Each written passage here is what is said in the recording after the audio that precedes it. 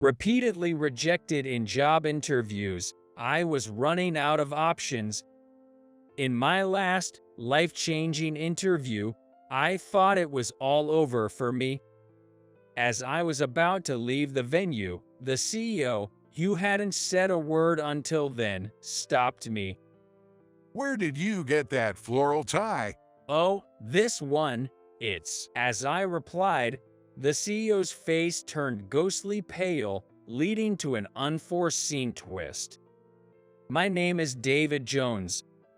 I lost my mom to sickness as a kid, and since then, it's been just my dad and me. The hardest part of being in a single-parent family was during elementary school. Dad, Sam, gave me all the love of both parents, even taking time off work to attend school events. But I felt embarrassed seeing him as the only dad among moms. Dad, please, you don't have to come to school anymore." What are you saying? It's a parent's duty to see their child in class. Being a naturally serious and sincere father, he couldn't understand how I, as a child, was feeling. Annoyed with my father, I started hiding school events from him. David, isn't it about time for your field trip? I'll take off work to go with you. They canceled it this year. Don't worry. I lied. On the day of the field trip, I stealthily took a $10 bill from Dad's wallet to buy lunch. But a few days later, after hearing about the trip from a classmate's mom, Dad confronted my lie. Why did you say the field trip was canceled? "I'm sorry. What did you do for lunch? I bought it at the store." Where did the money come from? I finally confessed to stealing money from his wallet. Expecting a harsh scolding, I was surprised when Dad silently handed me another $10. If you stole money, it's because your allowance wasn't enough. That's on me. I'll increase your allowance from now on. "Dad, I won't steal again. I'm sorry," I cried as he gently hugged me. Dad always sought the reasons behind my mistakes before scolding. It's crucial to clarify the reasons. Once we know why, we can prevent it from happening again. My respect for Dad, whom I once found annoying, began in middle school. He was busy with work and couldn't attend school events. The end-of-year big cleanup was planned to be carried out by all students, with each class's officers helping, but my father couldn't participate. That night, my father didn't come home, even though he should have finished his overtime work. As the snow began to fall, I took an umbrella and went to the station to pick him up. As I took a shortcut past the middle school, I saw someone rustling around in the dark. When I shone my flashlight, it turned out to be my dad. During a school-wide cleanup that he couldn't attend, I found him at night, cleaning weeds in the schoolyard after work. Seeing my dad diligently fulfilling his duty amidst the falling snow, my heart was overwhelmed with emotion. "Dad, you'll catch a cold." Hey, David, I'll be done soon. I held an umbrella over my father as he knelt down, pulling weeds. Seeing the clean yard, I felt proud of my dad for the first time. I admired my father. "You left for work every morning in a suit?" When home alone, I once took his suit out of the dress and tried it on. Among the ties hanging inside, there was one with a floral pattern, his favorite. I once asked my dad, who was wearing a floral tie, as he looked in the mirror. "That tie is really nice, isn't it?" Yes, it is. I wear this tie only on special days. "Someday, I want to wear that tie too." It's too early for you, David. I'll give it to you when you graduate college and start working. Really? You promise, right? It's a definite promise. He laughed and we made a pinky promise. However, in my second year of middle school, my father fell ill, was hospitalized, and passed away unexpectedly.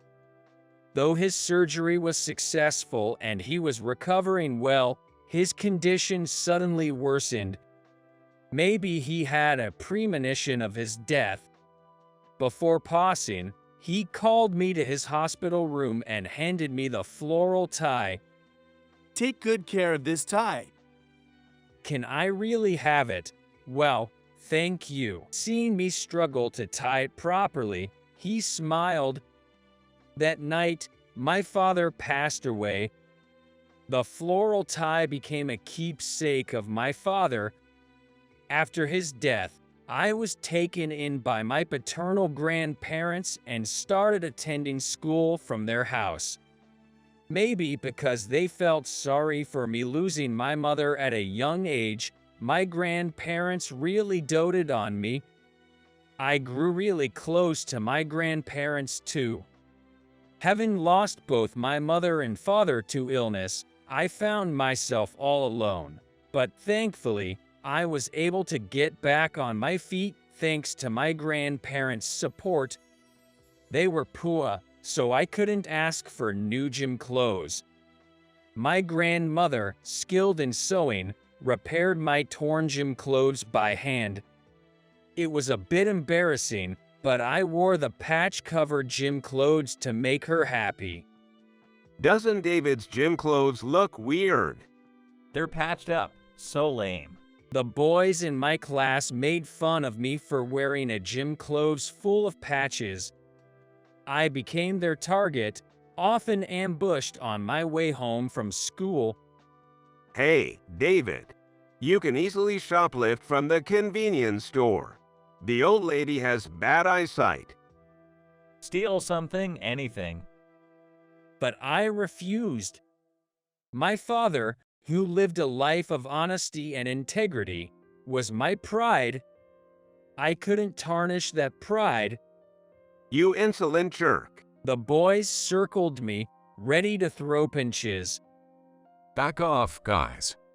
If you're going to fight, do it one-on-one. Standing in front of me, blocking the way, was my classmate, Bob. A member of the judo club, he was a school hero who'd even won a county tournament. The boys backed off with wry smiles. Thanks, Bob. After I thanked him, Bob said, You know, I've always thought you were a great guy, David. Really? Why? Wearing that patched gym clothes with such pride. It shows guts. It's not that ragged. Oops. Sorry about that. From then on, Bob and I became best friends.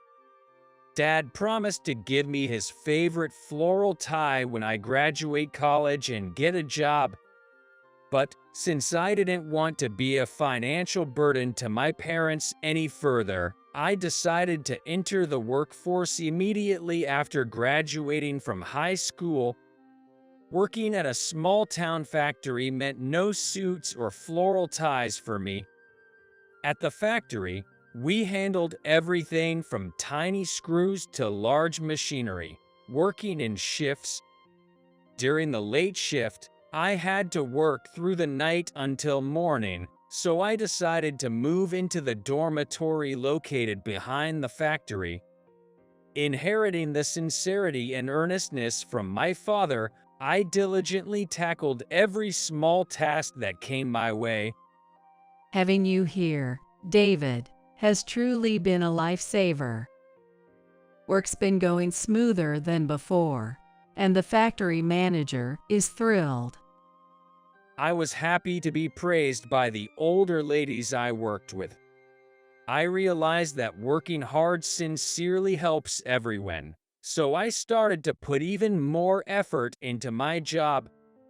3 years later, I was called into the factory manager's office.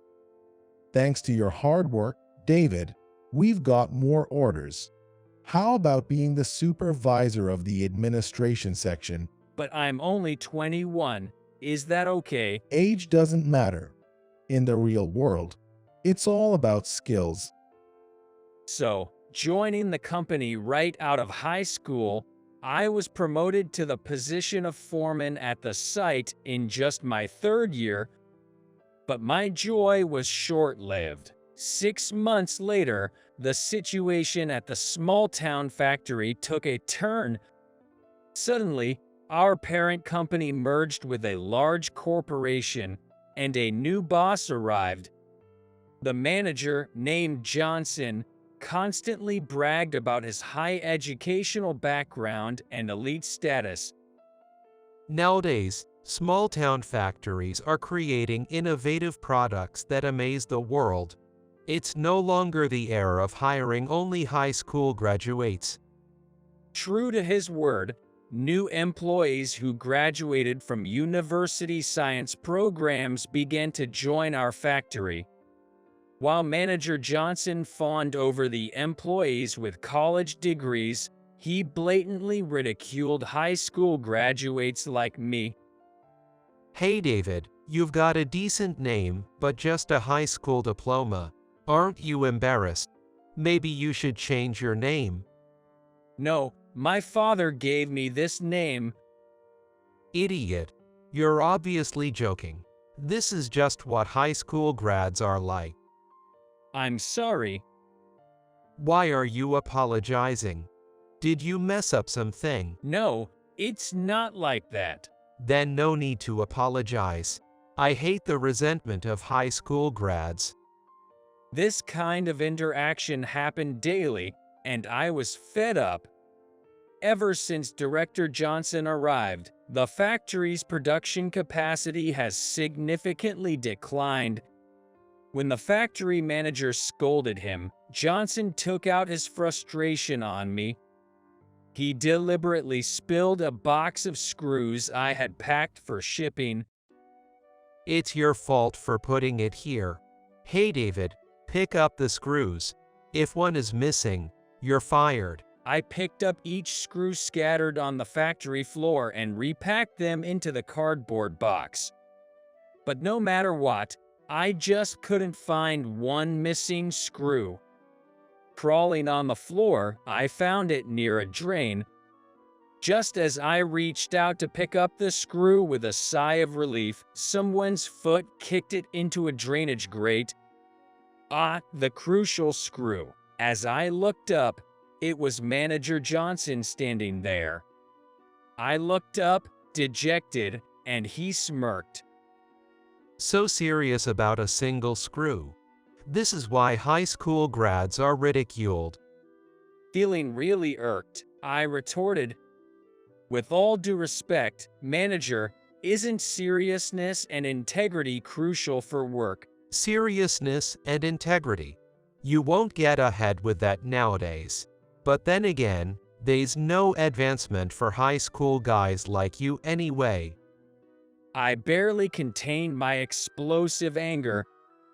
My clenched fists trembled with anger. The factory manager had assigned a task to all employees to come up with ideas to improve productivity. The ideas generated by each employee were collected by Manager Johnson, who would then present them at a planning meeting. I suggested that valuing seriousness and integrity in workers would boost motivation. My proposal was well received at the planning meeting. However, Manager Johnson claimed my idea as his own, presenting it as if he had thought of it. Seriousness and integrity, quite a catchy phrase. If we instill this in all employees, productivity will surely increase. Typical of a college graduate. Well done, Manager Johnson. Thus, my idea was credited to Johnson. Fearing I might expose him, he used a minor mistake as an excuse to try to transfer me to a remote factory. David, go train in the countryside for a while. Is it because I'm an eyesore to you? What do you mean? If you're joking around, I'll fire you. Understood. I quit. I've had enough of working under a despicable man like you.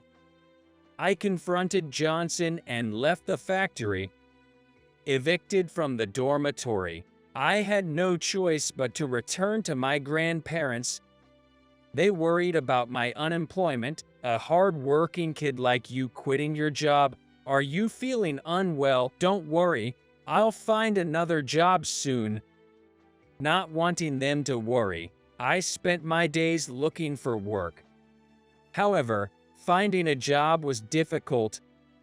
I later found out that the interviewer had called my previous workplace, the small town factory, to inquire about the reasons for my resignation. The person who answered the call was Johnson, my former boss. Thanks to being falsely maligned, I didn't get hired. Unaware of this sabotage, I was disheartened by my prolonged unemployment. Hey, isn't that you, David? Then one day, I ran into Bob, my old friend from middle school. Bob, is that you? It's been a while. What's wrong? You don't look too good. Well, actually, when I confessed I was having trouble finding a job, he patted my shoulder and smiled. Don't worry. My dad's friend just started a new factory, and they're looking for someone with factory experience. I'll introduce you. Really? That would be great. Thanks. Bob made a call right there and then, and a week later, I was set to go for an interview at this new factory. On the morning of the interview, I decided to wear my father's suit. Of course, wearing the floral tie. I never had the chance to wear a suit because I worked in the town factory right after graduating school. Seeing me in a suit for the first time, my grandmother sighed. From the back, you look just like your late father. It suits you well. This floral tie, it's nice, isn't it? It was my dad's favorite. Wearing the suit, I felt as if my father was with me, and I headed to the interview with confidence. In the waiting room, several other applicants were gathered. According to what I heard, only one person will be hired. Hearing that, even I couldn't help but feel nervous. When my name was called, I walked into a room where Mr. Smith, the president, and 3 HR staff were waiting. After introducing myself, the HR team bombarded me with questions. The hardest moment was explaining why I left my previous job. I was honest about the reasons. I thought to myself, they must have called my old factory and heard all sorts of things from Johnson. This might not work out. It was when I was feeling down and about to leave the room. Mr. Smith, the president, who hadn't said a word until then, stopped me. Where did you get that floral tie? It's a keepsake from my late father. Suddenly, Mr. Smith broke down in tears. Surprised, I just stood there. Through his tears, he asked, "Was your dad's name by any chance Sam?" "Yes, Sam, but how do you know that?" I was puzzled about why the president knew my father's name. Mr. Smith, wiping his tears, explained, That suit and tie were made by my mother for Sam. That floral pattern on the tie is quite unique, so I remember it well. According to Mr. Smith, the president, my dad, Sam, used to be his subordinate back in the day. Your dad was a sincere and honest man, someone I, as the president, could really respect. My mother was very fond of Sam. His mother owned a bespoke suit shop and had gifted a suit to my dad, who always wore worn-out suits. At that time, there was no tie to go with the suit, so my mother handmade this tie. She embroidered the floral pattern herself. Is that so? When you entered the room in that suit and tie, I thought Sam had come back. He continued, tears streaming down his face. Mr. Smith, the president, placed great trust in my father's integrity, and they worked together to expand the business. Sam really liked that tie. Whenever there was an important deal, he always wore that floral tie. It was his lucky tie for big occasions. Whenever he wore it, we secured contracts. After hearing this, Mr. Smith's mother was overjoyed, and the company thrived. However, one day, the president's mother fell seriously ill and had to be hospitalized. The president, deeply loving his mother, decided to step back from the business to dedicate himself to her care. Without Mr. Smith, my father lost his drive and left the company. After that, they never met again. I see. Sam passed away from an illness. I wish I could have met him at least once when he was alive. He always told me to live earnestly and sincerely, and before he passed away, he gave me this tie. Mr. Smith gently stroked the floral tie, his touch filled with reverence. I ended up working under Mr. Smith. Just like the team my dad and the president used to be, the floral tie became my lucky charm for crucial deals, leading each to success. As the new factory grew, I quickly rose to the position of factory manager. Even during important contract presentations, I wore the floral tie. In the meeting room, there was another company from a rival factory. It was at the factory I had resigned from before, and the one presenting was none other than Director Johnson. Johnson approached me and whispered softly in my ear, With just a high school education becoming a factory manager, your end is already in sight. You'd be better off running away with your tail between your legs. As usual, Johnson. When I easily dodged his remark, Johnson returned to his seat with a displeased expression, and then the presentation battle took place. In the end, I won the contract. Seemingly frustrated at losing to me, a high school graduate, Johnson grabbed my shirt, hurled insults at me, and then stormed off. His behavior led to his dismissal from the factory. This bad reputation quickly spread throughout the industry, and the factory's performance began to decline. Ultimately, a year later, the factory was closed. It was a case of poetic justice for the executives who failed to see the true nature of a person like Johnson. As the factory thrived, Mr. Smith's long-ailing mother recovered. I thought Sam had come to visit. She exclaimed, embracing me tearfully. Your father was a good and honest man. Keep working hard, just like him. Yes, I will live honestly and sincerely, in a way that would not bring shame to this tie. Grateful to Mr. Smith, his mother, and Bob, who introduced me to this opportunity, I vowed to continue living earnestly, honoring my father's memory,